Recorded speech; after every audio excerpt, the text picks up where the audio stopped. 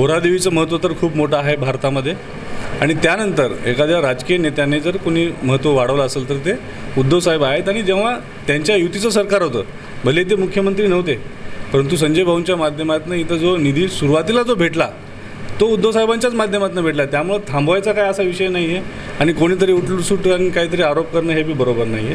दुसरी गोष्ट झाली, जो सुनील महाराजांनी पोहरादेवीचा प्रसाद ज्यावेळेस प्रवेशाच्या वेळेस घेऊन गेले होते त्याचा मी साक्षीदार आहे.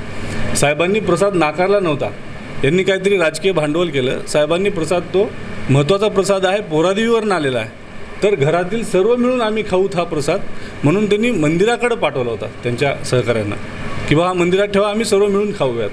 त्यासाठी त्यांनी सहकार्याकडे दिला होता, नाकारला होता असं काही नाही.